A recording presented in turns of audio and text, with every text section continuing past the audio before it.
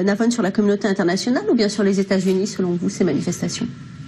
C'est des manifestations, comme l'a dit Charles, qui sont plus effectivement dans le monde musulman que dans le monde arabe. On a bien vu les réactions presque timides, je dirais, du président égyptien et de MBS,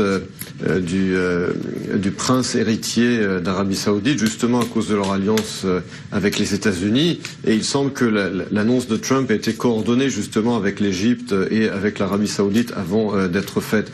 En revanche, c'est vrai que dans le monde musulman, le sujet de Jérusalem est très récupéré. C'est d'ailleurs, ça a toujours été d'ailleurs la stratégie palestinienne depuis les années 20, depuis Haj Amin al-Husseini, qui voulait justement entraîner tout le monde musulman contre le mouvement sioniste à l'époque sur la question de Jérusalem.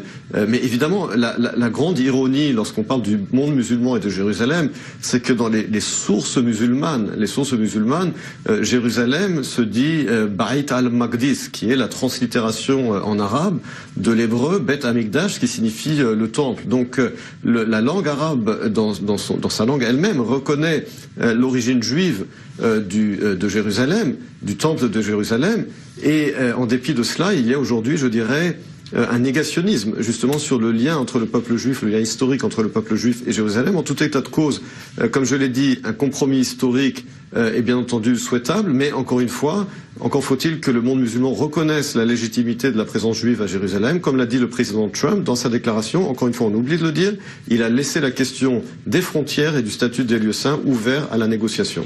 Et l'annonce de Donald Trump de reconnaître